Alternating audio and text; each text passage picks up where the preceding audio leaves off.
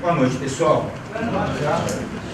Pessoal, o último encontro nosso, né, nós tivemos, na verdade, foi 2 anos atrás, lá no Objetivo. Ele foi bem técnico, tá? Nível dos corretores, apesar de não menos interessante, mas bem técnico. E acho que durou entre 1h30 a 2, e na verdade o Cresce nem um copo d'água me deu. De tanta informação, ele não deu tempo, né? E quando parou o nosso encontro, depois de 2 horas, acho que foi isso, Ebene, pessoal ainda de Sorocaba, de São Paulo, né, veio perguntar por quê. Gente, a questão ambiental, né, hoje eu sou doutorado, né, a questão ambiental ela é extremamente lacônica. Se a gente ficar aqui discutindo, né, nós vamos ficar aqui a noite inteira e, enfim, não vamos chegar a alguns denominadores em comum. Tá? A intenção nossa aqui é promover alguns conhecimentos para que os senhores saiam daqui um pouco mais de informação do que os senhores entraram, né? Se em todos os âmbitos do nosso país, seja ele educação, saúde, assistência, e qualquer uma que for, nós já temos uns entraves, não seria a área ambiental que seria diferente, infelizmente. Tá? Existe uma série de situações positivas, porém, existe quando a gente faz muito uma coisa, nós ficamos bons naquilo, né? Só que, ao mesmo tempo, a gente começa a ver por que algumas situações ocorrem diferentemente, se poderia progredir de uma forma positiva. E não acontece, né? E é isso que os senhores brasileiros aqui sabem disso. Tá?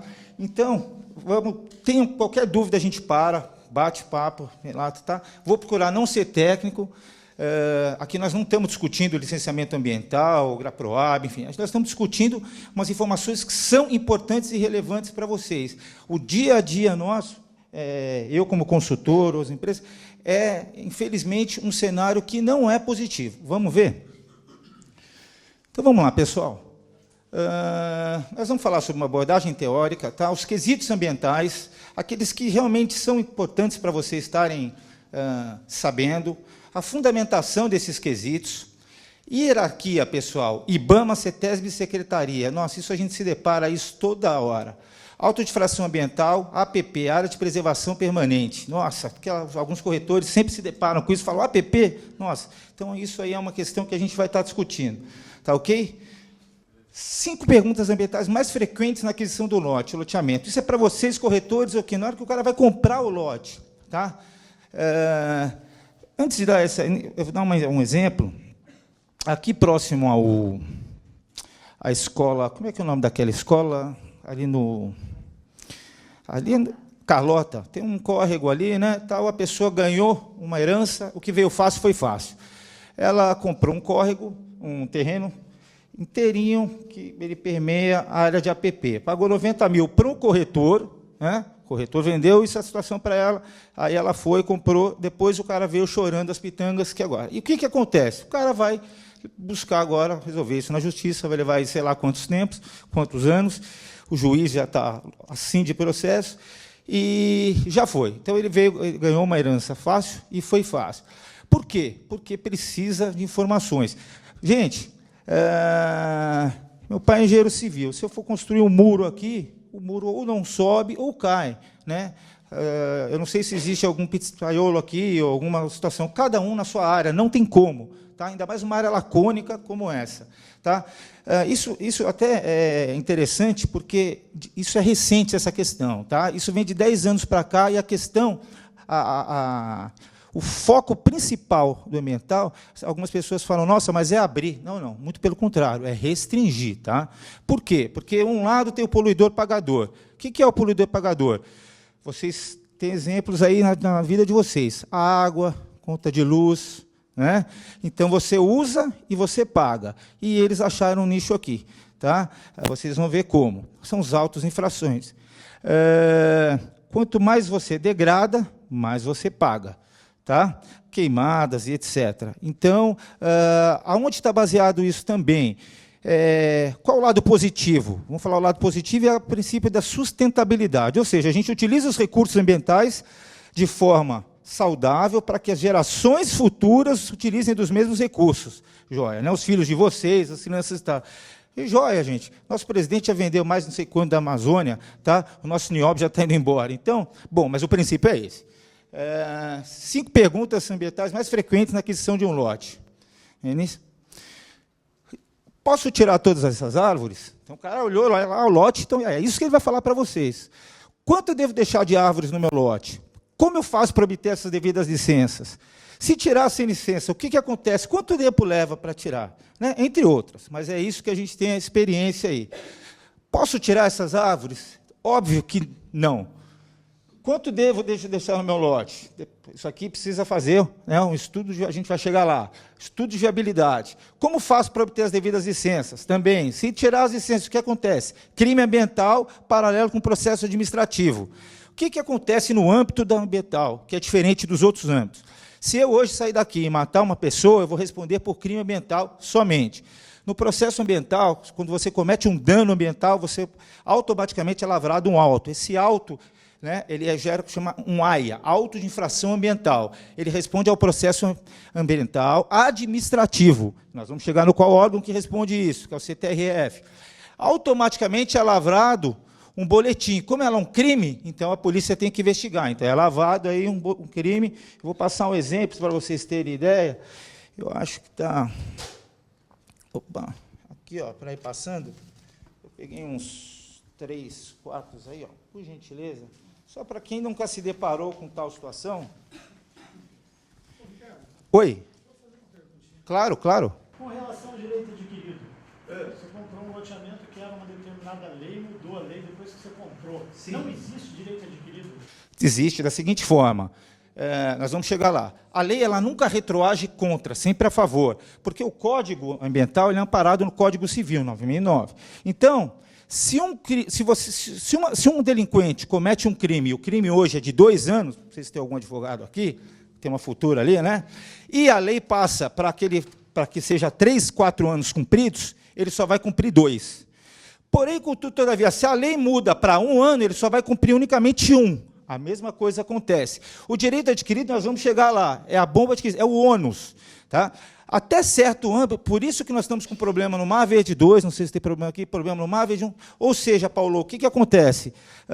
Até certo ano, até certa vigência de lei, você tem a lei adquirida, o direito adquirido. Passou daquilo, o que você tem adquirido? Então, se você, o que acontece muito, nós temos N exemplos. O corretor vendeu uma casa para uma pessoa. Essa pessoa comprou a casa, está felizinha lá. O casal aqui se separou, tá? E a imobiliária, ela firmou um TCRA, um termo de compromisso de operação ambiental, junto ao órgão que deveria, e não cumpriu. Passou, o auto de infração é do Ricardo, só que o Ricardo foi e vendeu para o Paulo. Passou 1 ano, 1 ano e meio, chega uma carta para o Paulo. Paulo, o senhor está sendo responsável por dano ambiental e por crime ambiental. Certo? Nós vamos chegar lá, Paulo. A gente sabia que vocês iam fazer essa pergunta. Imagina. Por favor, gente. Tenha na hora, senão depois a gente até acaba esquecendo. Por favor. Histórico ambiental do lote. Então, pessoal, lembra quando eu falei qual a ferramenta que tem que ser produzida? Tá? Então, vocês, antes de verificar, porque assim, o corretor, ou a pessoa que vai comprar, ele verifica toda aquela papelada burocrática que deve ser, não é? Agora, a parte ambiental é não menos que isso. Por isso que eu falo ali para a dona Adriana que a gente precisa verificar, né? Porque a gente levanta o CPF para que se tem algum auto de infração, as pessoas fazem algumas manobras para que não apareçam, né? Então, vamos lá. O estudo de viabilidade. Esse cara aqui é que manda na parada. Histórico ambiental do lote ou loteamento. Descrição da área, o estágio da vegetação, estágios sucessionais de evolução, zoneamento, se está em APP ou não, e entre outros quesitos também.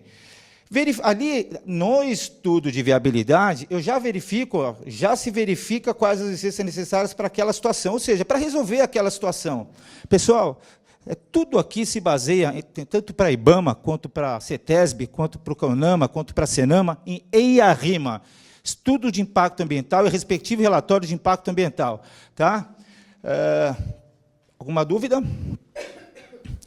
Então, o próprio nome diz, estudo de viabilidade, ou seja, ele estuda a viabilidade que está ali. Por quê? Senão o cara vai constrói uma mansão de $1 milhão, está lá que não sei o quê, ele vai ver, tem uma mina d'água ali, tem um olho d'água. E aí, o que dá para fazer? Tem solução? Às vezes sim, às vezes não. Tá? Não fez um estudo de viabilidade, um custo aí baixíssimo perto do empreendimento aí. Tá? Vocês indo para São Sebastião, daqui até lá, vocês veem 3, pelo menos, incorporadoras de grande porte, que me chamou a atenção, embargadas, loteamento. Né? Esse tipo de loteamento de grande porte não pode acontecer isso. Né? A gente imagina que, claro, a situação carente que vem para cá, situação sem conhecimento, né, situação menos favorecida, não dispõe dessa situação, dessas informações. Agora, tais profissionais... Pessoal... Documentação burocrática junto aos órgãos ambientais em conformidade. Ela possui autodifração ambiental? Se sim, nós vamos ter que resolver.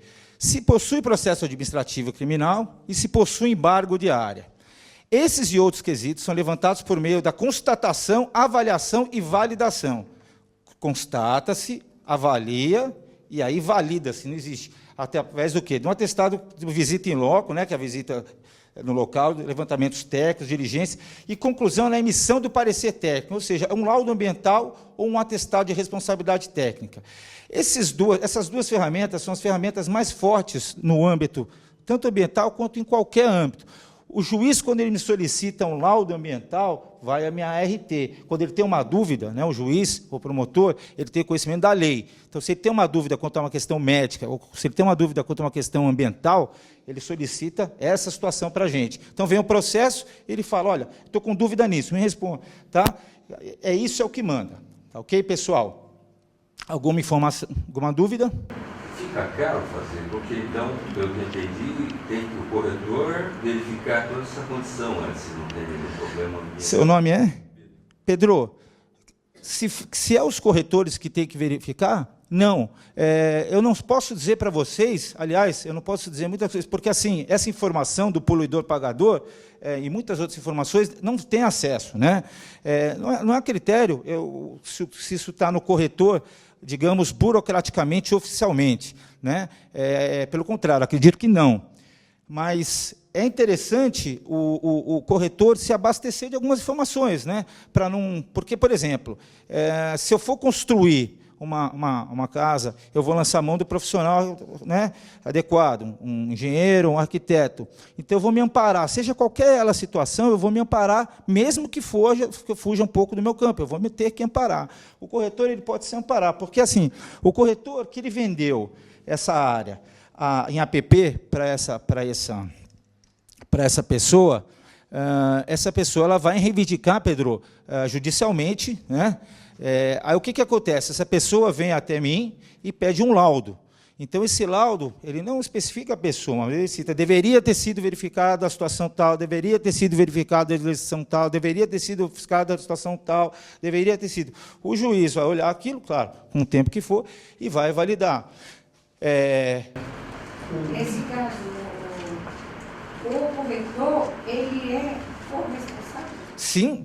Ele é corresponsável e ele é um mediador. Ele não sabendo, ele deveria buscar informações para não acontecer isso. Pensem comigo, nós estamos falando também aqui de prevenção. Né?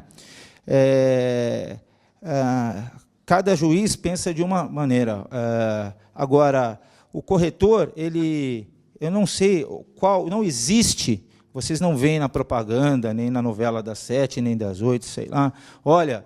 Você compra um lote, essa situação. Não existe um órgão específico. Aliás, existem os órgãos específicos responsáveis para cada devida situação, que nós vamos falar sobre eles. Mas não existe um órgão específico informando sobre isso. Aliás, nem é intuito isso, Pedro. Né? Se a gente não tem intuito nem na instruir a educação, pelo contrário, nossos governantes eles têm intuito na desestruturação da base familiar, agindo de uma forma de não haver uma educação coesa, né? Não investir na educação. Se eu não invisto na educação, eu desestruturo a base familiar e eu formo mais gente com menos capacitação. Então, isso vira uma bola de neve. Né? Então, imagina um cenário, juntar tudo isso, jogar num caldeirão, vira... De um modo geral, para o mercado imobiliário, nem é tão conveniente tanta informação, né, para a população, porque senão aí vai Se eu falar para ele que ali ele não vai poder construir, eu não vou vender. Sim, e vai, muitas vezes vai, Então, é complicado, né? Principalmente aquele que não age com... A quem é essa responsabilidade? Eu nunca... Ricardo, duas perguntas. Parecer técnico precisa emitir a RT? Sim, depende. O que é um PTA? O parecer técnico. O resultado dele, nem sempre. Ele serve para algumas situações e o laudo para outras. Mas, normalmente, o resultado do parecer técnico já é o laudo. O laudo precisa recolher a RT para ter o procedimento administrativo. Mas e o parecer técnico? Sim, o próprio nome diz. Depende. O parecer, eu posso te dar uma declaração de uma situação simples. Olha, eu fui no lote e, seja qual ela for, então uma declaração simples. Ou um parecer técnico. Parecer técnico, o próprio nome diz. Ele parece tecnicamente. Né? Ele já próprio nisso. Parece em latim, ou seja, ele declara, só que é uma declaração mais fundamentada. O laudo, ele já estereotipa mais essa situação. Então, assim, por exemplo, eu estou com um caso em que o cliente firmou o TSRA, saiu a licença da CETESB, ele está de acordo com tudinho. O juiz está enchendo o saco dele porque ele não averbou no cartório. Ele não averbou no cartório, ele já cumpriu as exigências da CETESB, ele não cumpriu as exigências, digamos, documentativas de estar liberando o lote dele para a supressão de vegetação nativa. Porém, para a questão de TCRA, já tem as duas guias ali da CETESB, então, né, é complicado. Só comentando o que a colega falou, é o seguinte, eu tenho tomado a seguinte conduta, e os colegas também, porque hoje o corretor responde, tem a responsabilidade civil na venda. E a legislação no Código Civil de 2002, e agora, em 2012, houve uma mudança onde o corretor responde por toda e qualquer informação que ele deve ter. E se ele não informar aquilo que é devido, tá, é negligência profissional, e responde por isso. Exatamente. Tá? Eu já passei por experiência dessa, tive que responder e aprendi a minha lição. Então, hoje, o que eu tenho feito, não sei, além do que eu tenho feito, o que eu preciso fazer mais? Tá? Hoje, quando eu estou em dúvida de algum lote que pode ou que não pode ser feito, eu coloco junto ao meu cliente comprador. Às vezes eu já estou exigindo do vendedor, principalmente em São Sebastião, tá? É o seguinte, olha, me traz a certidão da Secretaria do Meio Ambiente, me traz a certidão da Secretaria de Urbanismo, para ver o que eu posso fazer no lote. E eu já vendo o meu imóvel, o lote, o terreno, com as certidões fornecidas pelo proprietário. Isso. Porque é uma garantia minha, porque lá está escrito que pode ser feito. E dessa maneira eu não vou responder por negligência. Eu já respondi por isso. Apesar de conhecer a coisa. E um exemplo é muito claro. É um corretor que trabalha com nós, captou um lote todinho cercado. Legal, um preço espetacular. Vendemos na primeira semana. O cara entrou com um projeto para aprovar e não podia construir. Atrás do muro de 2,5 metros, existia um rio de 3 metros de largura. O terreno tinha 30 metros, ele só podia construir depois de 30 metros. Isso. Imagina o que aconteceu, né? Foi B.O.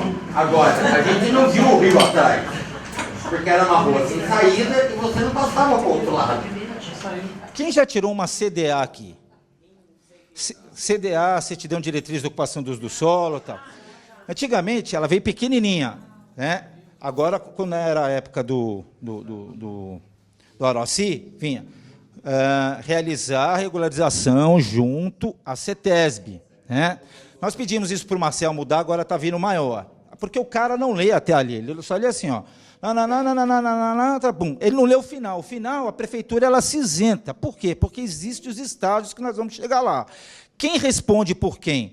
Tá? A prefeitura está aqui embaixo. Né? Então, a gente vai chegar lá. Agora, isso, Pedro, é interessante. A gente só aprende passando N pauladas, realmente. Dependendo da região, ainda consulta o zoneamento estadual. Sim. Existem N situações que... E, assim, dentro dessa, poderia, por exemplo, você não fez um levantamento... Por exemplo, o que mais costuma acontecer? O cara fala, não, mas aqui não tem nenhuma árvore no meu lote. Gente, não tem nenhuma árvore. Como é que é feita a classificação do zoneamento, do ecossistema? Ecossistema é o conjunto integrado de seres vivos bióticos e abióticos, ou seja, é os seres vivos que estão ali, presentes fatores abióticos, são fatores que não são vivos, bióticos vivos, abióticos que não têm vida, temperatura, clima, etc. Tá? Por isso que a CETESB exige laudo de fauna, laudo de flora, tá? Para todo um checklist para fazer um licenciamento. Então, nesse zoneamento aqui, na hora que eu faço o georreferenciamento, a CETESB faz o georreferenciamento, vamos entrar com árvore isolada, corte de árvore isolada. Tá? Faz o... Isso aqui está lotado. Por isso que a gente vai chegar lá, o bosqueamento irregular, o que acontece muito, o que é? As queimadas noturnas, o bosqueamento irregular, à noite, então ele vai com a serra elétrica, né, diminui para fazer o corte,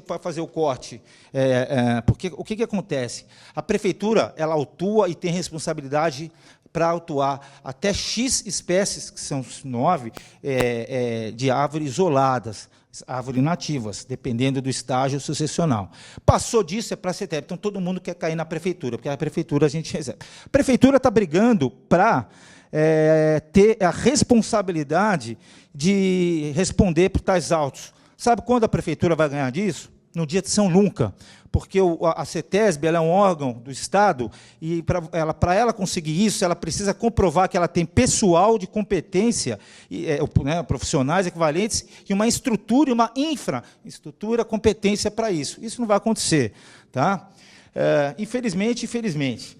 Então, essa é o lote devidamente regularizado. Então, isso aqui foi feito um procedimento dentro da CETESB, seguiu todos os checklists necessários, está aí o lote do cara limpo. Opa, está vendo aqui atrás? A área compensada in situ. Precisa ser a área compensada in situ. O que é in situ? No próprio local. Ah, mas o cliente não quer essa área aqui no terreno dele. Ele tem que comprar uma outra área. Tá? Hoje, consegue-se fazer 100% da área? Não, lei SM7 não consegue. Você tem que deixar um pouco, uma porcentagem de área verde. Tá? Bom, lote possui ecossistema nativo com diversidade de espécies arbóreas nativas. Então, aqui, ó, você olha aqui, né? Isso aqui já é, olha lá, isso aqui é um loteamento que a gente tem. Olha a espécie de vegetação densa. Aqui, eu pergunto para vocês, eu consigo regularizar essa situação frente à prefeitura? Claro que não. Isso, tá? Isso aqui jamais. Você até vem, aí vem o caboclo e coloca aqui, começa a e tira a autorização na prefeitura. Tira. A gente está com uns 12 lá, né, no Ministério Público. Aí vem o policial ambiental, que é funcionário do Estado, e embarga a prefeitura, embarga a obra. Né? Vamos ver essa situação? Lá no Recanto Verde Mar, do meu colega ali. Aqui, ó. Aqui eu tenho autorização da prefeitura. Tá? Então, o cara foi lá, construiu. Então, o nosso colega apareceu na foto aí, Paulo. Aqui também teve autorização da prefeitura. Teve, ó. A prefeitura está sendo responsável, Tá? Isso aqui fica ruim, às vezes, para a gente, que é o profissional, porque na hora que eu elaboro o laudo, o Pedro, esse laudo ele vai fundamentado, modesta parte, o advogado ele só faz uma petição e pronto, porque o laudo já vai com todas as questões técnicas. Deveriam ter sido observadas tais questões. Aqui o lote é de 400 metros quadrados. Aqui é estágio médio, 50% de vegetação vezes 1,9, que é ali no Recanto Verde Mar. Ele poderia construir 50%, ele edificou quase 100% do lote. Ela tem duas situações aqui para resolver, que a gente já falou. De qualquer forma, uma é destruindo metade da situação, outra, não, ela tem a segunda, que é a primeira que eles propõem. Destrói tudo e faz o plantio 3x4. Vamos chegar nela, por favor. Ó, quais são os estágios de vegetação? O que manda no figurino quando a pessoa vai aproveitar a quantidade de lote? Tá? Lembrando que a quantidade de lote, a quantificação de área, quem manda é a CETESB. Aonde vai ficar esse plantio, quem manda é o proprietário. Tá? Compensação. Se o proprietário quiser fazer um assim, ele... Volta para mim, por favor. Então, se o lote está num ambiente de vegetação inicial, aonde é isso aqui a gente encontra? Ambiente urbano. Tá? Então, ó quanto ele aproveita. Né? A gente até, se for a nível de prefeitura, libera 100%. Se não, se for a nível CETESB, ela vai tratar dessa forma. 25% de ter que compensar preservação no local e o resto ele ocupa. Tá? Se fosse no estádio médio, é 50% de preservação, 50% de ocupação. Se for no estágio avançado, aonde que é aqui? Falem para mim, aqui em Caraguatatuba, Parque Imperial. Parque Imperial, o cara compra 75% vezes 2,1, ele vai ficar com um terreno de 360 metros e vai ficar com um terreno de 60 metros. Não tem como ele fugir disso. Ainda bate no outro órgão chamado Condefat. Aí, quanto leva o licenciamento dele? 2 anos e meio, no mínimo. Tem como fugir? Não tem, mas o percentual de compensação de cada situação. Pessoal, o que é esse percentual de compensação em cada situação que eu mencionei aqui? Se eu já estou falando para os senhores que numa área urbana tem 25%, numa área de estágio médio, 50%, numa área de estágio avançado tem 75%. O que seria isso daqui? Ó? Quase, Herbeni. Cada loteamento, cada situação, vamos citar, quando a empresa vai fazer um loteamento, ela não quer compensar o terreno inteiro, porque senão ela perde muita área. Então, ela compensa em pequenas praças, mas ela nunca compensa o que é devido, o 100%. O que ela fica devendo na análise, na conta, que é uma conta extensa, é o que cabe desse percentual aqui. Então, se você vai no Recanto Verde Mar, é vezes 1,9 menos. No Mar Verde 2, é vezes 2,4 menos. No Parque Imperial, é 2,9 menos, e assim por diante. Entendeu?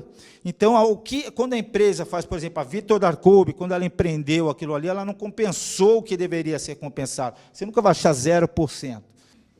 Quando o loteamento é aprovado e implementado, é uma coisa. Quando ele é implementado e aprovado, é outra. Dificilmente você vê o loteamento aprovado e implementado. O que acontece? Por que agora, não sei se tem alguém do Verde Mar 2 aqui, eles estão puxando, não sei se é a questão polidor-pagador, ou outras questões lá em cima. Gente, aqui embaixo, na esfera lá embaixo, às vezes a gente escuta, não, porque você vai na CETESB e leva um dinheirinho, a gente sai preso dali, ali são todos funcionários públicos, profissionais de coisa. Lá em cima pode ser que aconteça. O juiz determinou que ele levantasse, a Polícia Ambiental agora, todas umas 3 vielas de rua ali, que tem casas de 25 anos construídas, num córrego que vai precisar de fazer a descaracterização. A gente não entende por quê. Tem coisas, situações que não precisa por quê. Está embargado todas as casas. Né? É diferente essa situação que eu estou colocando, cai exatamente nessa situação sua que você falou, Paulo, Pedro. Nessa época não existia, não existia essa questão, mas existia a linha. Por exemplo, nós temos 40 artigos falando sobre APP. Um único artigo que a prefeitura utilizava, que era fraco, que falava que era dos 5 metros, que era onde o profissional utilizou para fazer aquela questão, era fraco, então caiu. Né? Então, a rádio peão voa solta. Né? Não. Na margem de córrego do rio, endógeno natural, para você se consolidar uma construção, 30 metros. Ao entorno da região. A margem ao entorno da região, de um olho d'água ou de uma mina, são 50 metros. Então, fora isso, rádio peão corre o risco de ter problema. Principalmente quem tem vizinho. Eu falo que quem tem vizinho tem problema. 90% das nossas experiências de denúncia são de vizinhos. Ah, mas ele fez e não eu fiz. Né? Agora, a lei adquirida é uma situação... Nesse caso, o Parque Imperial, o pessoal comprou o lote lá, teve todo esse problema. Então, ele está condenado esse lote, ele não vai perder. Não. A alternativa é assim, ele comprou um lote no Imperial, ele precisa fazer o licenciamento ambiental. Se existe uma situação que é restrição, existe uma situação que é inviabilizar. Né? O Parque Imperial ele já é dotado de uma série de exigências. Então, você já parte de um pressuposto que você tem 75% de compensação no seu lote. Tá? A CETESB vai tratar dessa maneira. Mais o percentual de compensação, mais a liberação no Condefat. Vai te sobrar uma coisa. Você é obrigado a lançar mão de uma área de compensação, para compensar essa área. É mais uma coisa, gente. A área de compensação que vocês adquirem, ela sofre o mesmo procedimento de análise da área que foi averbada, da área que ou seja, se você compra uma área para compensar um terreno de 25, de estágio de 25%, ela é descontada da área de compensação também 25%. No estágio médio, 50%, e no estágio de avançado, 75%. Então, se eu tenho um lote de 400 metros, eu perdi 200 ali no estágio médio, não é? Eu tenho 200 metros, vamos colocar assim. Mas eu quero os 400 metros, então eu compro mais um lote de 400 metros. Por quê? Porque ele vai me descontar mais 200 metros na hora da avaliação. Ele vai fazer o mesmo procedimento no lote de compensação. Tá? Gente, quadro de áreas de aprovação na CETESB é justamente essa. Então, numa planaltimetria, isso aqui é uma planaltimetria, você tem a área de ocupação, a área verde, né? Isso é um exemplo simbólico para a gente estar mostrando aí. E aí, sim, aqui é o estágio médio, que ganhou mais um. Tá? E isso aqui é com uma área de compensação. Tá? Você tem uma planta e memorial descritivo, que talvez os senhores já conhecem aí. Essa planta, essa conta, esse levantamento, esse azimuth, isso aqui, os técnicos, pessoal, eles são totalmente, como eu costumo dizer, nós, os consultores, os senhores consultores, né, a gente faz, né, nós somos, como eu posso dizer, a gente fica no métier porque nós somos imparciais, né? Os técnicos são totalmente parciais. Então, eles seguem a legislação, a rígida, a vigor. Por favor, doutor, constitui aqui, SMS tal, legislação tal, acabou. Né? Pela gente, a gente conseguiria atender o que poderia. Fora isso, é Papai Noel. Não acredite que uma hora vai acontecer. Tá? Se não sofreu embargo, tem gente sofrendo embargo morando dentro da casa. Então, está dentro da casa, estou com N pessoas, está dentro da casa, ou firma um TSRA e está com a casa embargada já. Né? Ô, Ricardo, deixa eu fazer uma perguntinha rápida. Fala. Se você comprou a sua área sem deixar 75% de vegetação, no caso do Parque Imperial, você pode comprar um terreno e fazer essa compensação em outro lugar? Pode e deve. Desde que ou você deixa na sua própria área ou compra outra área, é isso? Isso. Esse 75% é obrigatório. Quando você vai comprar um terreno, qual é a área hoje mais aceita pela CETESB? Porque existe uma coisa de compatibilidade de biomas, de ecossistema. Então, assim, se eu estou compensando um terreno na duna, no ecossistema tal, eu não posso provocar uma área, tá lá. Então, ela faz uma análise disso, por isso chama laudo de caracterização de vegetação. Aí, um dos loteamentos mais solicitados e aprovados na região é o Recanto Verde Mar. Tá? Ele é aprovado. O Mar Verde, para você ter ideia, a gente tem dificuldade de aprovar na CETESB. O Mar Verde está aqui do lado, mas por quê? Né? Por conta que o zoneamento muda daqui para cá. Tá? Então, por isso que os lotes ali, às vezes não. Então, o Recanto Verde Mar, o que são lotes de compensação? Lotes ruins. Tá? São lotes que você não vai utilizar um lote bom para compensar uma coisa boa. Isso é um tiro no pé. Você pega um lote ruim, ou seja, um lote APP. Por quê, gente? Aqui embaixo não acontece a compensação por muda, não existe. Por isso que o pessoal de São Paulo quebra aqui. Em São José, eles vêm fazer essa compensação e quebram. Aqui embaixo só existe SMS 32, que a compensação é por averbação de área. Então, você precisa necessariamente, obrigatoriamente, adquirir uma área de compensação. Ou seja, a área no ecossistema nativo que ela está. O técnico vai lá, vistoria a área, olha, joia, pronto. O que vai acontecer essa área? Essa área vai ser averbada no cartório, e você vai poder fazer o quê na área? Nada. Só cuidar. Também não. Aí fica isento do IPTU, mas você fica isento. Porque você precisa. É um PRAD, Plano de Recuperação de Área Degradada. Lembra? EIA-RIMA. O que ela quer? Ela solicita um estudo de impacto ambiental daquele lote, ela pede o respectivo relatório de impacto ambiental. Através do quê? Através de um checklist de todas essas questões. Laudo de fauna, laudo de flora, planaltimétrica, memorial, tal. Depois você dá tudo isso para os caras, eles te dão uma guia verde, um TCRA firmado. Depois desse TCRA firmado, você vai lá e consegue uma outra guia, uma licença de operação. Aí você averba no cartório e sai uma outra guia que eles te dão uma guia de autorização de supressão de vegetação nativa, a SV. Ônus da aquisição de lote em situação irregular. Esse aqui eu lembrei muito dos senhores. Eu estou com alguns clientes que estão assim, e há outros que estão assim. O que acontece? Esse aqui comprou o lote, pagou à vista, veio fácil e tal. Esse aqui já não sei nem onde está. O que acontece? Eu pergunto para vocês. Pedro, fala para mim. Essa pessoa aqui deveria saber tais informações? É responsabilidade dele? Não sei. Às vezes, entendeu? O que acontece é que esse aqui, provavelmente, se não ficar mal, vai procurar o juiz e tal, e aí depende do entendimento dele. Mas, algumas situações atenuantes é que ele é corresponsável, certo? Então, assim, por isso que em toda informação... Agora, onde existe isso, aonde passa no lote, aonde vem, não tem nos critérios? Claro que não, por isso que precisa dos consultores ambientais, dos consultores, seja biólogo, agrônomo, engenheiro ambiental, tal. Não é só o Ricardo, são eles, tá? Para fazer o papel, para que esse saia assim, mas para que esse saia assim também. Porque se esse não achar uma boa... Muitas vezes esse faz isso por sem saber, né? Gente, uma outra coisa muito interessante que vocês vão cair para trás.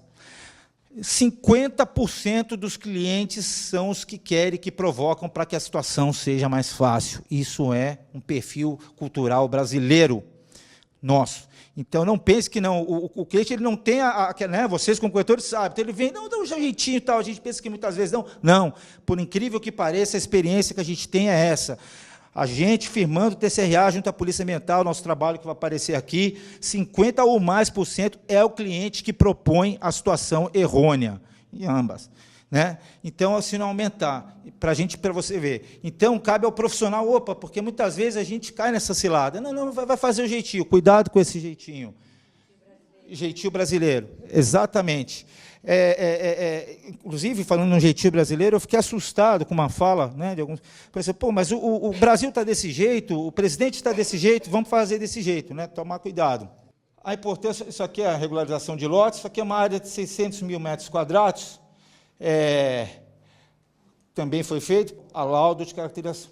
Gente, isso aqui é interessante. Cenário alarmante. Na compra de um lote, 5% da população, isso aqui foi feito junto com o CTRF 7 de Taubaté, 5% da população procuram informações antecipadas. 5%. Lembra que eu falei daquele 5%? Não quer nem saber? 95% não procuram informação antecipada. Olha a discrepância dessa situação. Tá? Olha isso. Incide nessa situação ainda. Dos que buscam a situação regular, 75% buscam regularizar conforme a legislação. Por quê? Porque não querem perder. 25% permanecem em situação irregular e consolidam o ato. Por quê? Um exemplo disso, nós já vamos chegar lá. Quando existe um auto de infração, onde eu desmato uma área que eu não vou construir nela, né, é muito fácil, eu firmo um TCRA em uma semana, nós temos experiência nisso, né, Paulo? Rápido. Por quê? Porque você vai fazer o replantio naquela área que você não vai usufruir, correto? Agora, inverte. Se o lote em questão, o terreno em questão, é uma área onde você tem um projeto, onde vai fazer alguma situação, quando eu cito lote, casa, são empreendimentos grandes também aí. E você não pode dispor dessa situação de fazer o plantio no local. Vamos ver essa situação? As ações decorrentes mais comuns e incorretas: supressão de vegetação sem autorização dos órgãos ambientais, bosqueamento irregular, queimadas noturnas, licença de órgãos não correlatos. Ou seja, o cara pega a licença da prefeitura, a licença da prefeitura não é válida. Corretas: obtenção de autorizações e concessões junto aos órgãos, respectivos órgãos, né? E alguns desses, Secretaria de Meio Ambiente, CETESB e IBAMA. Vamos falar a hierarquia de trás para frente. IBAMA, CETESB, Secretaria de Meio Ambiente. Nós vamos falar auto de infração ambiental. Pessoal, o que está acontecendo em Caraguá é o seguinte: está havendo uma migração, eu não falava, mas como está acontecendo isso? E a Polícia Ambiental me passando dados. Está havendo uma migração de pessoas para cá, pela qualidade de vida, e estão buscando justamente regiões ribeirinhas, próximas à área do quê? De APP, onde tem cachoeira, onde tem recursos, onde ela não vai utilizar nada. Então, o nível de processos judiciais para retirada dessas pessoas tem aumentado muito. Porque, é lógico, essas pessoas vocês não veem no centro, tá? Vocês vão ver justo lá no Cantagalo, nas cachoeiras, onde elas vão se instalando. Tá? Só a título de curiosidade. Auto de infração ambiental, o AIA. Quando a pessoa comete um auto de infração ambiental, ela segue essa seguinte hierarquia. Ela passa obrigatoriamente pela Polícia Militar Ambiental, depois ela passa pela Polícia Civil, se ela resolver, tranquilo, se não, vai para o Ministério Público, Coordenadoria de Fiscalização Ambiental, onde eu sempre falo, CTRF 7, e aí na CETESB. Se ela regularizar na CETESB, está ok. Se ela não regularizar, ela perde o lote e responde por crime ambiental. A tramitação nas diferentes esferas. Esfera administrativa, aquilo que a gente começou lá no começo do nosso bate-papo. Firmar TCRA, termo de compromisso de recuperação ambiental, Na esfera criminal, crime contra o patrimônio genético. Qual a defesa? Para não seguir para o Ministério Público. O pessoal caiu aqui, não tem jeito. O juiz, o promotor tem que cumprir o papel dele e cumpre. Tá? 3 casos foram para o chão na Almada recentemente. Estava falando isso com o pessoal. Cumpre. Flagrante delito. Essa semana passada, eu vi um menino ser preso por cortar 3 embaúbas. Então, cortou as embaúbas, a polícia estava passando ali. O que acontece? Pagamento de valor pecuniário. Isso aqui acontece, mas não deveria acontecer, porque essa situação aqui não tem fiança. Tá? Mas nós estamos no Brasil. Cumprimento do TCRA. Então, você tem, quando você comete o crime, você vai conversar com o técnico, ele faz a seguinte proposta para você. Ó, você destrói sua casa, você tira tudo e faz o replantio, 3x3, né, de espécies inativas. Né? Aí você segura a pessoa avançar, advogado avançar, acima do técnico, mas é essa incrível a proposta. Não é, Paulo? Então, espaçamento 3x3, isso é uma norma da BNT, é uma norma que tem que ser cumprida. Bom, mas meu lote é aqui, então eu não posso fazer isso, senão eu vou comprometer ele, correto? Então eu não tenho como fugir do licenciamento ambiental. Visto que eu já estou respondendo o processo administrativo. Então o que eu faço? Eu dou entrada faço um termo de compromisso de recuperação ambiental, dou entrada na CETESB para regularizar meu lote, licenciamento de... O que é o licenciamento? Autorização de supressão de vegetação nativa. E volto para o TCRA para dizer assim, olha, está tudo ok aqui, para daí o juiz arquivar o processo. Está ok? Regularização mediante licenciamento ambiental, CETESB, aqui também. Está vendo essa placa? Gente, aqui vamos chegar no assunto. A placa que custa desse tamanho, pro forma da CETESB, ela custa R$500. Né? Normalmente eu não faço do tamanho. Deixa eu falar uma coisa para vocês interessante. O processo de licenciamento era baseado no licenciamento dos americanos. Só que existia maneira boa, ruim, péssima. O Brasil, infelizmente, pegou a péssima. Né? Num curso com os bambambãs da CETESB em São Paulo, alguns engenheiros nos perguntaram assim, olha, por que nós não fazemos como o sistema dos Estados Unidos, Paulo? A pessoa compra o lote e ela quer compensar, ela vai compensando a área e vai formando um aglomerado, ou seja, realmente uma situação de vida. Por quê? Vamos ver se eu consigo elucidar para vocês.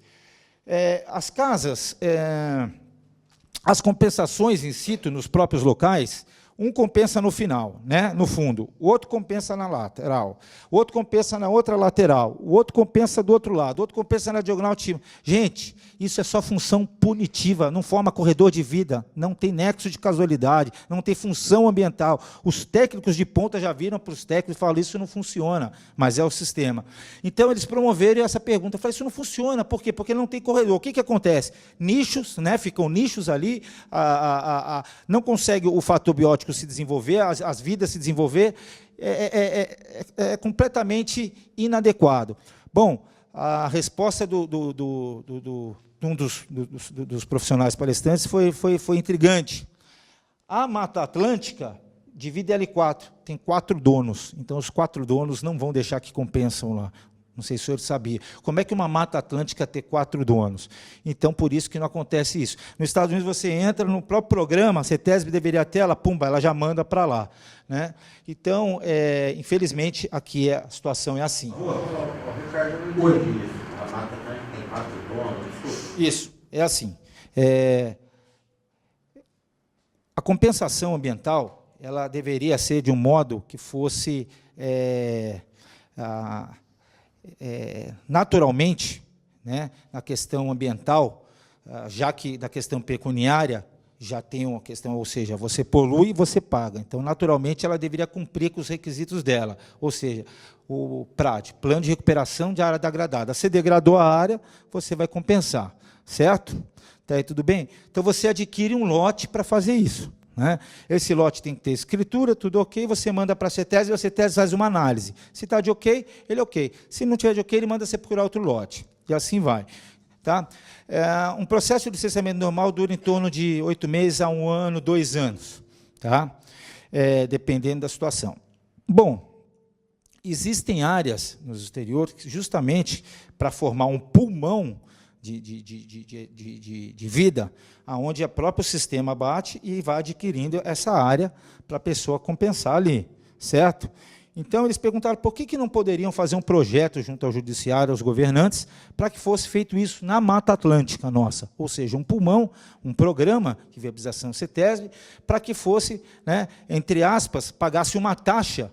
Eu vou compensar aqui, o Pedro vai comprar um terreno ali, ele precisa compensar, ele paga uma taxa em X e ele compensa tal porcentagem daquele pulmão. Violento. Isso é um programa que seria muito interessante, se vier o viés dele. A resposta para encerrar e ensejar naquele assunto foi que isso não era possível porque a Mata Atlântica possui 4 donos. Ah, mas como assim? Sim, gente, se vocês forem procurar informações, né, a respeito do... Não vamos entrar muito, senão a gente vai... Mas a respeito do Nióbio, a respeito da Amazônia. Quando eu fazia meu primeiro estágio, isso há 10 anos, há 40 anos atrás, no transporte de laranja na Amazônia, as melhores laranjas iam embora e as piores ficam aqui. As ONGs, as maiorias das ONGs são do exterior, né? As ONGs não são do Brasil. Então, assim, não é de essa informação, sabe dizer se é verdadeira ou falsa, não sei, mas não é de assustar muito, não, perto do que a gente vê, né? O nosso Nióbio hoje provavelmente vai ficar 90% do Canadá, é só vocês estudarem um pouco mais. Infelizmente, nosso governo, há pouco tempo, nosso governo fez uma atitude aí que, se não fosse, né, algumas pessoas agirem aí, a gente teria já entregue, né? Inclusive, 80% dos recursos financeiros dos países de primeiro mundo para os programas ambientais já estão cortados, né? Acho que vocês acompanham isso, né? Então, não só Lava Jato, as outras questões que foram puxando e foram cortados, né? Principalmente esse último da Noruega. Gente, descaracterização de APP, aquela famosa área de APP. Quando é possível e quando não é possível. Tá? Gente, não vamos aprofundar isso, porque isso realmente não tem como não entrar em questão técnica. Essa área ela foi aquela mesma figura daquela residência, né, que foi embargada, e ao lado vocês observam um córrego aqui, correto? Ou uma outra manilha aqui, correto? Essa área aqui, o auto de infração dela está escrito, são 3 autos de infrações: construção irregular, desmatamento inadequado sem os órgãos competentes, ou seja, tirou vegetação nativa, e a área de APP. Essa área aqui, ela não é APP, ou seja, a própria CETESB, eu falo, mediante estudo, já fala, descaracterize a APP. Né? Nós já vamos entender, já vamos chegar lá, ou seja, isso não é a área de preservação permanente. Tá? Olha essa cachoeira, alguém deve lembrar dela. Né? Olha, que cachoeira linda, maravilhosa. Não. Isso é APP. Claro que não. Sabe por quê? Porque quando se chega nessa cachoeira, vamos chegar lá. Gente, o rio ali do teatro, todo mundo lembrando o rio do teatro. Se vocês forem ver os prédios ali, tem a quantos metros? 5, 7, não é isso? Por quê? Alguém sabe me explicar? Se a gente acabou de falar que tem que respeitar os 30 metros. Pedro falou que tem que respeitar 30 metros da margem para poder construir uma área, e isso é lei. Fato, correto, está corretíssimo. Mas a gente está ali, está a 5 metros, então... Recentes proprietários, tem 3 lotes ali, descobriram que na APP eles estão dando um pulo. O que acontece ali? A localização, lotes de 500 metros quadrados, somou, dá 1.500. Vocês já viram Rio Reto? Toda vez, vamos resumir, porque isso é longe, que houver uma intervenção humana que caracterize, entre outras funções, a perca da função ambiental em vários aspectos, zoneamento urbano, desde o 2º artigo da legislação de 2002, onde ela perdeu força a questão da APP. O levantamento do DAEE, Departamento de Água e de Esgoto, onde você tem alteração do ciclo, intervenção humana, que é um córrego natural, não é endógeno. Você perde a capacidade, a próprio órgão fala para você descaracterizar, não é APP. Tudo, ao mesmo tempo, vamos ver o inverso? Nossa, a pessoa solicita o parecer porque ela amou esse lote. Mas esse lote só tem um filetinho de água aqui. Aqui ainda está aparecendo muito, tá? Mas isso aqui é um filete mesmo. Tá? E aqui ela já acumulou, mas aqui é um filete. APP. Não é possível regularizar de jeito nenhum. Isso é um braço do rio Cocanha. Ele pode passar um filete ali. No que a CETESB bateu já o referenciamento, bateu ali, viu e falou assim, é impossível. Na hora que você vai dar, pum.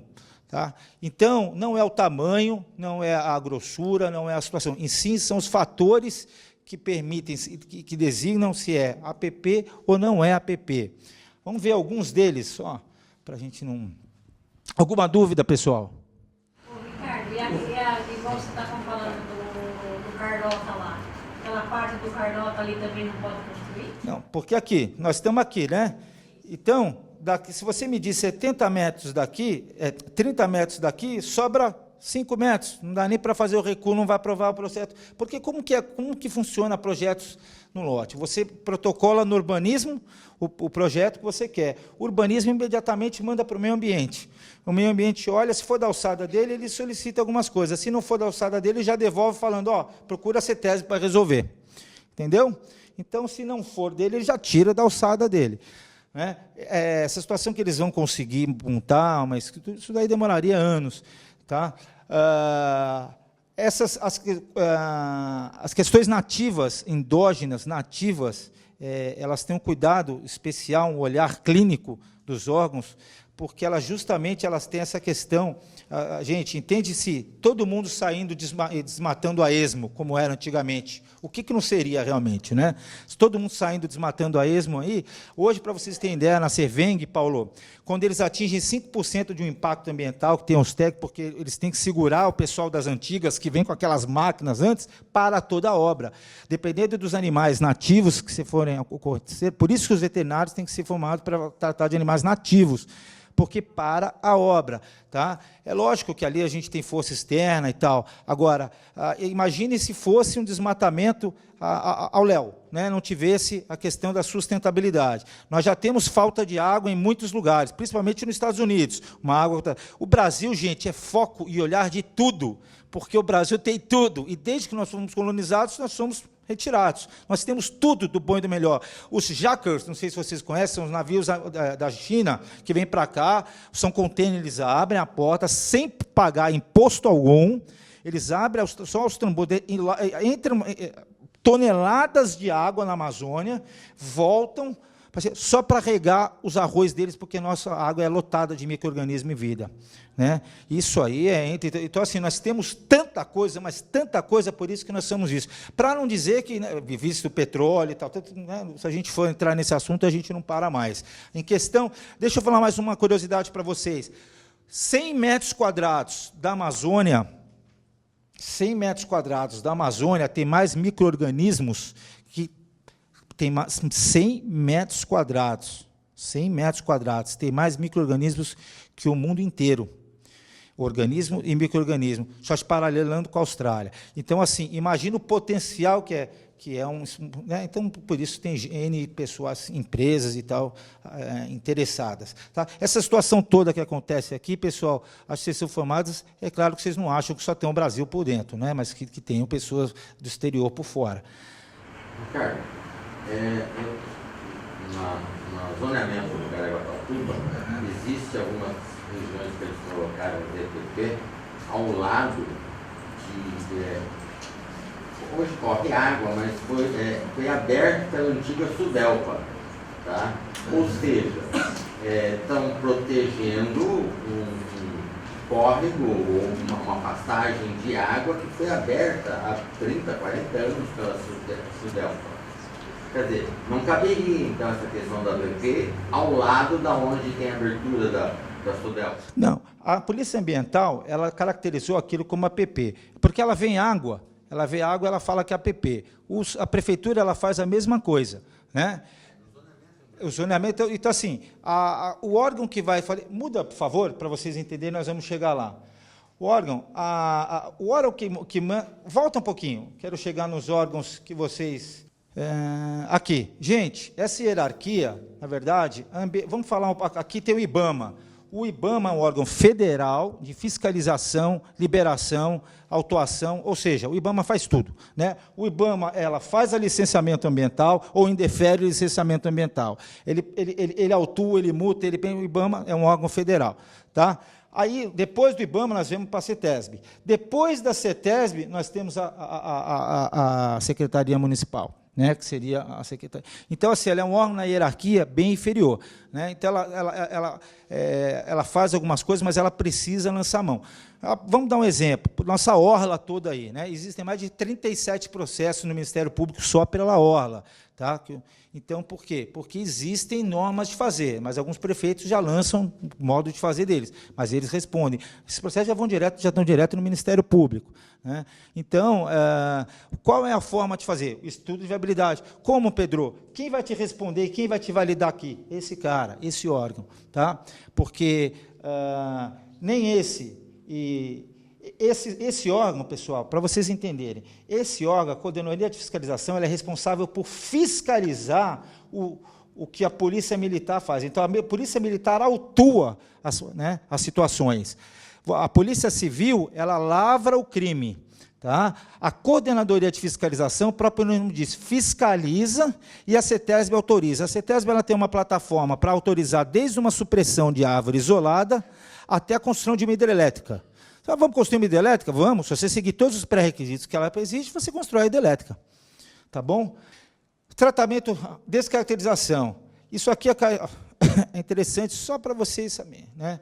O tratamento legal das áreas de preservação permanente iniciou-se com a Código Florestal. Tá? Para a qual, gente, o que eu quero que vocês saibam daqui?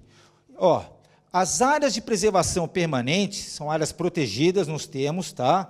Coberta ou não por vegetação nativa, com função ambiental de preservar os recursos hídricos para a estabilidade. Ou seja, um mangue, por exemplo, ele é berçário de vida. Se você intervir ali, a gente vê cada situação, ali entra os robalos, os N espécies de bichos e sai, ali berçário de vida, ali que é proteção, ali que ela desova, etc. Essas áreas são áreas permanentes RR. Ali está mexendo, é flagrante, prisão criminal.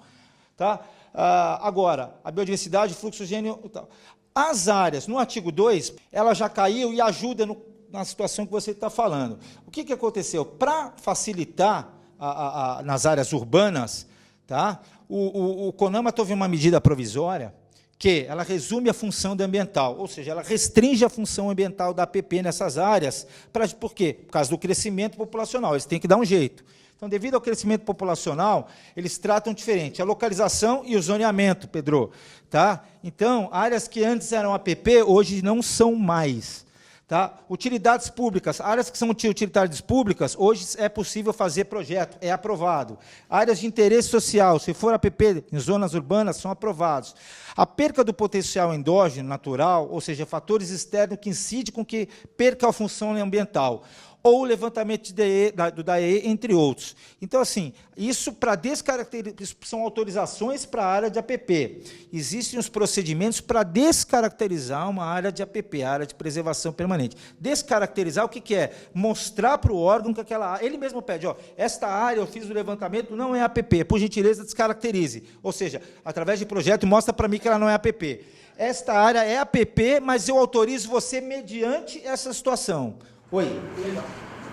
A questão do mangue da Araçá lá próximo ao Porto de São Sebastião, que é um dos grandes impasses para a nossa criação, ela se enquadra nisso? Sim, o mangue, ou, por exemplo, a gente não precisa nem... A Marina Juqueriquerê, eles só entraram mais de 200 metros dentro lá, o trator com o muro lá dentro da água, desviaram o mangue, o mangue era aqui, né, eles fizeram um desvio mais de 200 metros, enfim... impacto ambiental maior na região não teve. Né? Encaixa, Ministério Público. Por que não acontece? O que acontece ali? Quem é o dono da Marina Juqueriquerê, junto com o Antônio Carlos e mais algumas pessoas, né, forte. Então, essas pessoas seguram, infelizmente, essa situação. Mas uma hora cai. Na ambiental... Exatamente. O que acontece? Não existe uma legislação específica para a Marina, eles estão querendo, porque você está mexendo em chumbo grosso, igual mexer com lixo, né? São máfias realmente, tá? E a Marina não tem como no exterior uma legislação dos resíduos que são jogados, do óleo, são dos maiores impactos. Então, as instituições que começam a fazer isso começam a sofrer alguns problemas e param, tá? Agora, quando tramita no Ministério Público, essas situações eles têm que resolver. Tá? Porque quando cai, como o senhor sabe, o juiz ele acata, o promotor ele promove. Então, o promotor ele provoca a situação. Você vai lá no Ministério Público e fala para ele, ó, tá, ele vai lá e provoca, manda você resolver. O juiz, né? Você tem que provocar a situação nele para que ele reaja. Mas o promotor do meio ambiente está em cima, né? Mas aí a gente não sabe como acontece lá atrás. Agora, aqui embaixo não tem isso, né? Aqui onde eu digo nesses profissionais. Acho que não sei se você acompanhou, quando ele ficou sabendo daquele caso, daquele cara bem no comecinho do Verde Mar, que ele foi embargado a obra dele, já estava com coluna, com grandes e tal, e porque tinha uma embaúba lá que cresceu. Se ele serve na defesa de um caso desse, é uma pergunta, uma dúvida que eu tenho. Se ele tiver uma fotografia de uns anos atrás, que aquela embaúba não estava ali. Porque acontece. Sei lá como ela cresce do nada. Eu já vi vários lotes assim que não tinha, de repente tem uma árvore enorme de embaúba. E o cara derruba para fazer a obra dele. Nesse caso, serve como defesa para ele, que na época que ele comprou, que ele começou a obra, não tinha, ou que ele comprou o lote, não tinha aquela árvore. Sabe o que acontece, Paulo? A resposta é não. Vou te falar por quê. Não. Os técnicos são totalmente bitolados, né? Eu até brinco às vezes. Você é casada com polícia, você, né? Eu sempre brinco com eles nas audiências, né? Eles são totalmente. Por quê? Na hora que eles fazem o georreferenciamento, na hora que ele fizer, duvido muito que não vai constar toda uma vegetação densa ali, né? Então não existia ali só uma embaúba. Para que haja só uma embaúba ali, para que você prove para o órgão o que aconteceu, você precisa explicar qual fenômeno que aconteceu para que haja só uma embaúba ali. Então, qual fenômeno? Uma queimada, ou, por exemplo, caiu aquela terra do morro, tal, uma situação que realmente comprove que tal. Se não, na faixa territorial, porque a gente tem, desde a do morro até a praia, as divisas, floresta de alta de Restinga, floresta de média de Restinga, baixa Restinga, a bomba de transição e tal, vai constar lá. Então, na hora que eu puxar, muitos clientes falam, não, mas só tinha essas 3 arvorezinhas, eu puxo lá, pluf, tem. Então, assim, ele teve má sorte de ser um. Mas no caso, por exemplo, acho que alguns corretores aqui devem conhecer, a Cispar fez o Martin 935. Na época, uma árvore estava uma árvore nova, tinha nascido e foi embargada. Tiveram uma foto antiga que mostrava que não tinha e depois uma foto atual que tinha. Uma foto de 5 anos atrás não tinha árvore, depois tinha. Conseguiram, através dessa foto, que um corretor tinha tirado lá atrás. Mas, gente, se não for nativo, vocês... Por exemplo, bananeira. Mas olha que interessante. Bananeira, se você chegar lá, depender do policial, vai vir te atuar. A bananeira, ela é livre o corte. Se a árvore não é nativa, você pode, por exemplo, lírio do brejo, uma espécie endêmica, ela não só é invasora, não é só, ela é suscetível a tirar, porque é induzido a tirar, né? Tem espécie, a não ser a árvores em APP, 30 metros. Qualquer vegetação, mesmo a bananeira, se ela tiver na área de APP dos 30 metros, se você tirar, você é autuado. Se a bananeira estiver nos 30 metros, você é autuado. Fora dos 30 metros, você pode tirar a vegetação. Agora, nessa situação, qual que é a melhor ferramenta que disponibiliza? Um laudo. Faz um laudo, sempre falo isso para todas as pessoas. Pega um laudo, fotografa com um jornal do dia, da data, como está o lote. Tá? Depois fez o georreferenciamento, acabou. O policial pode até você ver, mas você tem o laudo para te amparar ali. Entendeu? Porque se você laudou naquele dia... 90% dos casos não vale a pena você ir contra o órgão, tá? Existe uma votação. Como é que funciona a votação no CTRF? São 3 pessoas que sempre votam, tá? Então, quem é que vota? Eu, o Pedro e ele. A gente está sempre tomando um cafezinho junto. Então, é A, B e C, tá? Vai ser difícil você ganhar, entendeu? É sempre A, B, ele joga B, então a votação é sempre assim. E eles jogam, né? É igual o juiz. O juiz, quando você pede para a segunda instância, ele vai. O juiz que vai julgar o colegiado, eles tomam café, tudo. Sabe aonde que eles julgam a segunda instância? Fala alguém para mim, fala para mim. Num café. Não é ainda no café. Onde é julgado? Eles vão no encontro que é pago por nós, os senhores, num lugar, num clube, sei lá onde, que é pago para o encontro deles, eles vão lá, eu falei isso, eles vão lá para tirar, tem comida, tudo lá, e aí eles vão julgar os recursos. Aí o que eles fazem? Esse aqui vamos deixar passar para não ficar mal. Esses restos, né? Mas vamos deixar um passar. Mas, gente, são 3 pessoas que falam que tem, né, saem. Então é difícil o cara olhar e falar, não, realmente nossa senhora, meu Deus, isso aqui não acontece. Agora, o laudo, como você fez, você laudou como você fez, né?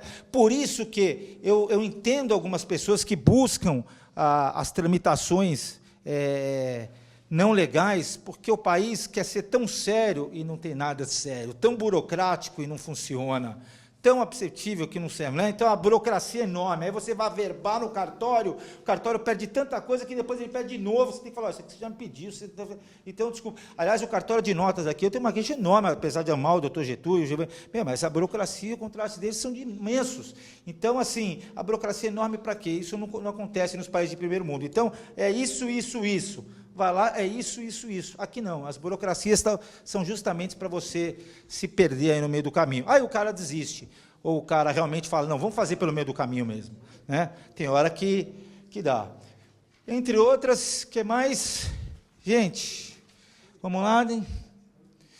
Acabamos, gente. Alguma dúvida? Tá bom? Obrigado.